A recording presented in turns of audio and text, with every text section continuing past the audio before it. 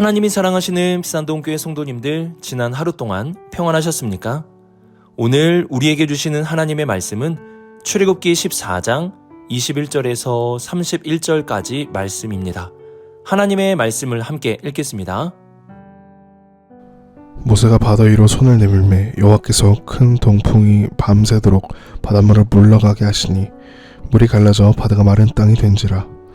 이스라엘 자손이 바다 가운데를 육지로 걸어가고 물은 그들의 좌우에 벽이 되니 애굽 사람들과 바로의 말들 병거들과 그 마병들이 다 그들의 뒤를 추격하여 바다 가운데로 들어오는지라. 새벽에 여호와께서 불과 구름 기둥 가운데서 애굽 군대를 보시고 애굽 군대를 어지럽게 하시며 그들의 병거 바퀴를 벗겨서 달리기가 어렵게 하시니 애굽 사람들이 이르되 이스라엘 앞에서 우리가 도망하자. 여호와가 그들을 위하여 싸워 애굽 사람들을 치는도다.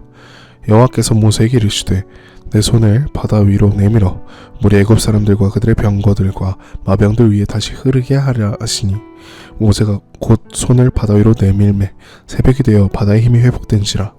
애굽 사람들이 물을 거슬러 도망하나 여호와께서 애굽 사람들을 바다 가운데 엎으시니 물이 다시 흘러 병거들과 기병들을 덮되 그들의 뒤를 따라 바다에 들어간 바로의 군대를 다 덮으니 하나도 남지 아니하였더라. 그러나 이스라엘 자손은 바다 가운데를 육지로 행하였고 물이 좌우의 벽이 되었더라.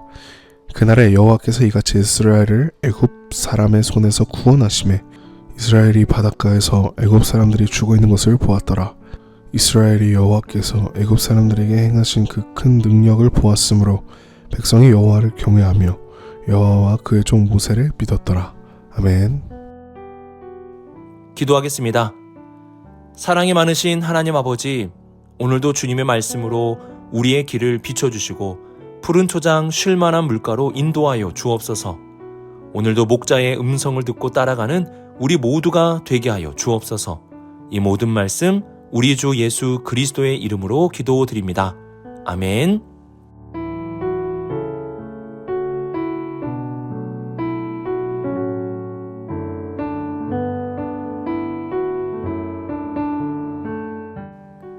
(21절을) 보시면 모세가 바다 위로 손을 내밀매 여호와께서 큰 동풍이 밤새도록 바닷물을 물러가게 하시니 물이 갈라져 바다가 마른 땅이 된지라고 말씀합니다.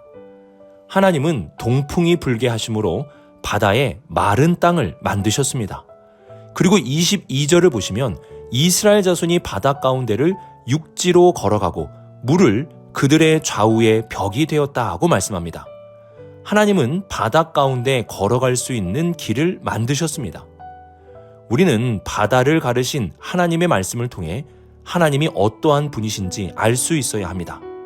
하나님은 길을 만드시는 분이십니다. 이스라엘 백성들에게 있어서 바다는 길의 끝이었습니다. 하지만 하나님은 그 바다 가운데서도 길을 만드심으로 이스라엘 백성들을 구원하셨습니다. 우리의 인생에도 바다와 같이 막다른 길이 있습니다. 그 막다른 길, 인생의 끝에 있는 길은 바로 죽음입니다. 죽음에서 우리는 더 이상 길을 만들 수가 없습니다. 하지만 하나님은 죽음 가운데서도 길을 만들어 주시는 분이십니다. 예수님은 내가 곧 길이요 진리요 생명이라고 말씀하셨습니다.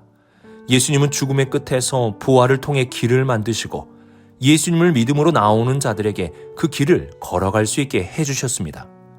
이처럼 하나님은 길을 만드시는 분이십니다. 그분 앞에 막다른 길이란 없습니다. 바다와 죽음이라는 막다른 길에서도 길을 만드시는 분이 바로 우리 하나님이십니다. 그리고 23절을 보시면 하나님이 만드신 길에 애굽 사람들과 바로의 말들, 병거들과 그 마병들이 들어오게 되었음을 말씀합니다. 이들도 하나님이 만드신 그 길로 들어왔습니다. 그 길이 마른 땅이었기에 병거와 마병들이 들어오는 데는 문제가 없었을 것입니다. 그렇게 그들이 아무런 문제 없이 그 길 안으로 들어오게 되었고 하나님은 바로 그 순간에 그 길에서 이들을 어지럽게 하셨습니다. 마른 땅이기에 충분히 지나갈 수 있었지만 하나님은 이들의 바퀴를 벗겨서 달리기 어렵게 만드셨습니다. 결국 이들이 바다 한가운데 깨달은 것은 25절 하반절 말씀과 같이 우리가 도망하자. 여호와가 그들을 위하여 싸워 애굽 사람들을 치는도다 였습니다. 이것을 깨달음과 동시에 하나님은 모세에게 손을 바다 위로 내밀라 하셨고, 모세가 손을 바다 위로 내밀게 되자 여호와께서 애굽 사람들을 바다 가운데 엎으셨고, 28절 하반절을 보시면 바로의 군대를 다 덮으니 하나도 남지 아니하였더라고 말씀합니다. 하나님은 길을 만드십니다. 하나님의 백성들에게는 살 길을 만드시고, 완고하고 불순종하는 자들에게는 심판의 길을 만드십니다. 잠언 16장 9절을 보시면 사람이 마음으로 자기의 길을 계획할지라도 그의 걸음을 인도하시는 이는 여호와시니라고 말씀합니다. 우리는 이 땅의 삶에서부터 하나님이 인도하시는 길을 걷고, 인생의 막다른 끝에서도 하나님이 열어주시는 살 길을 걸을 수 있는 하나님의 백성들이 되어야 합니다. 하나님은 길을 만드시는 분이십니다.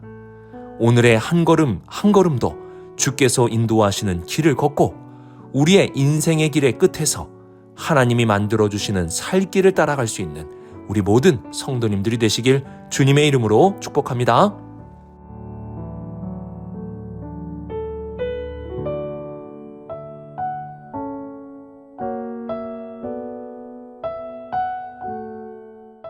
하나님이 만드신 길 안으로 들어온 애굽 군대는 모두 전멸하게 되었습니다. 하나님은 이들에게 전멸당하지 않을 기회를 충분하게 주셨습니다.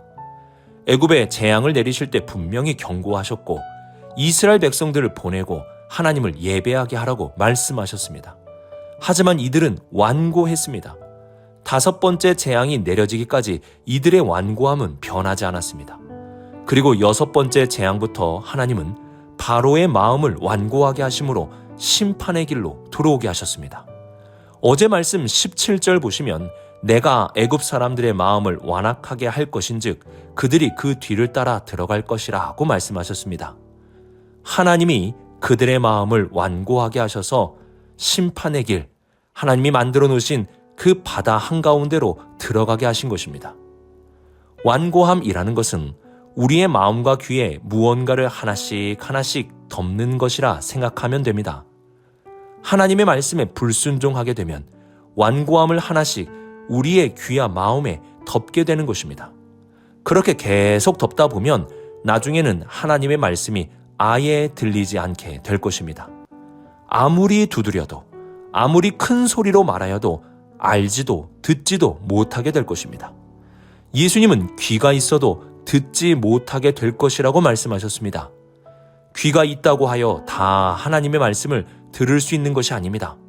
완고함으로 덮어지면 귀가 있어도 생명의 말씀을 듣지 못하게 되는 것입니다.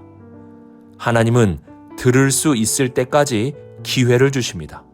그 완고함으로 완전히 덮이지 않을 때까지 기회를 주시고 큰 소리로 말씀하시고 때로는 재앙을 내리셔서 말씀하기도 하십니다. 하지만 그 완고함으로 완전히 덮어지게 된다면 그 이후부터는 심판의 길로 가게 되는 것입니다. 하나님이 바로와 애굽 사람들을 완고하게 하셨다는 것은 그들이 자신의 완고함으로 가득 덮게 되었다는 뜻이 되는 것입니다. 우리가 하나님의 말씀을 듣고 순종한다면 하나님이 은혜로 덮어주실 것이고, 하나님의 말씀에 불순종함으로 응답한다면 완고함으로 우리의 마음이 덮어지게 될 것입니다. 매일 새벽에 만나 시간에 주시는 하나님의 말씀을 잘 듣고 순종함으로 하나님의 은혜로 덮어질 수 있는 복된 하루하루가 될 수 있기를 주님의 이름으로 축복합니다.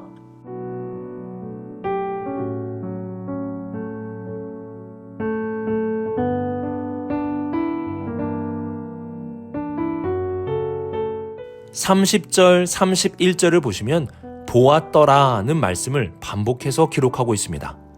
이스라엘 백성들은 똑똑히 보았습니다. 바다 가운데서 구원받은 자신들과 바다 가운데서 하나님이 덮으심으로 모두 죽어있는 애굽 사람들을 보았습니다. 이렇게 보게 된 이스라엘 백성들에게 변화가 나타나게 되었는데요. 그들에게 나타난 변화는 두려움에 대한 변화였습니다. 이전에 이스라엘 백성들은 자신들을 추격해온 애굽 사람들을 보고 심히 두려워하였습니다. 자신들을 죽이러 오는 애굽 사람들을 두려워한 것입니다. 하지만 하나님이 행하신 일들을 보게 되면서 이들은 하나님을 경외하게 되었습니다. 여기서 경외라는 것은 두려움을 말하는 것입니다. 바다를 가르시는 기적을 통해 애굽 사람들을 두려워하던 이스라엘 백성들은 하나님을 두려워하게 된 것입니다. 누구를 두려워하는가? 이는 우리의 신앙생활에 정말 중요한 부분입니다. 잠언의 말씀은 하나님을 경외하는 것이 지혜의 근본이라고 말씀하며 우리가 하나님을 경외하며 두려워하는 삶이 진정으로 지혜로운 삶이라고 가르침을 줍니다. 두려워한다는 것은 벌벌 떨고 산다는 뜻만이 아닙니다. 두려움의 대상을 무겁게 여기고 존중한다는 뜻이 그 안에 포함되어 있습니다. 그래서 지혜로운 사람은 두려워해야 할 대상을 두려워하고 두려워하지 말아야 할 것에 대해서는 두려워하지 않는 사람입니다.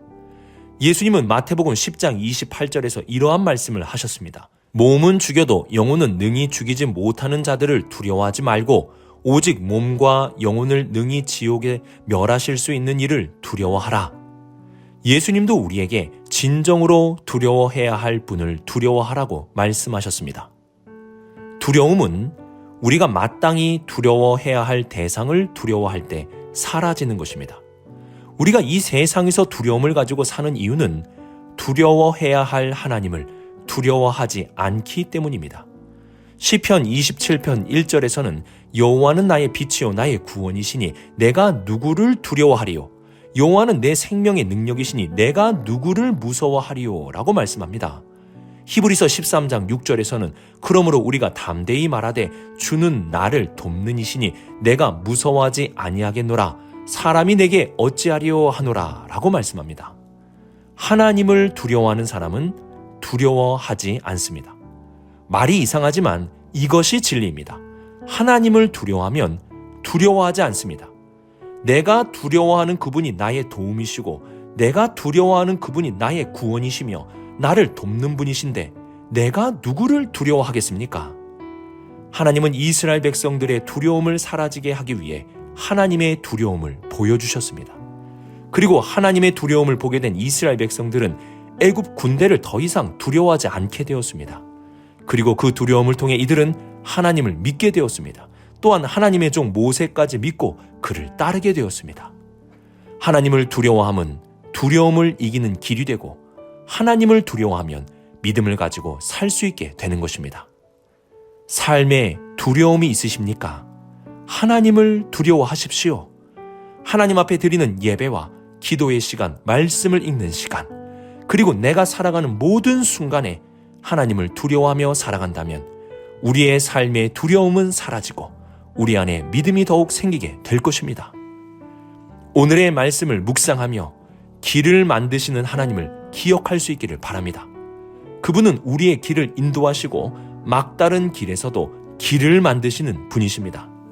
우리는 하나님이 만드시는 생명의 길에 들어가기 위해서 완고함을 늘 주의해야 합니다. 우리의 귀와 마음에 완고함이 하나씩 덮이게 된다면 하나님이 만드시는 길은 심판의 길이 될 수 있습니다. 마지막으로 하나님을 두려워해야 합니다. 하나님을 두려워하면 두려움이 사라지고 우리 안에 믿음이 생기게 될 것입니다. 오늘 하루도 길을 만드시는 하나님을 믿으며 그분이 인도하시는 길을 걷고 그분이 만드시는 살 길을 향해 나아갈 수 있는 우리 모든 성도님들이 되시길 주님의 이름으로 축복합니다. 기도하겠습니다. 길을 만드시는 하나님 아버지, 우리의 삶의 막다른 길에서 좌절하고 절망하는 것이 아니라 길을 만드시는 하나님을 바라보게 하여 주옵소서. 우리의 마음에 완고함으로 덮어지지 않도록 오늘도 마음과 귀를 열어 주의 말씀을 듣게 하여 주옵소서. 또한 인생의 두려움이 찾아올 때 하나님을 더욱 두려워함으로 두려움을 이기는 우리 모두가 되게 하여 주옵소서. 오늘도 우리의 길을 인도해 주시는 선한 목자이신 주님의 음성을 듣고 따라가겠습니다. 이 모든 말씀 하나님의 아들 우리 주 예수 그리스도의 이름으로 기도드립니다. 아멘.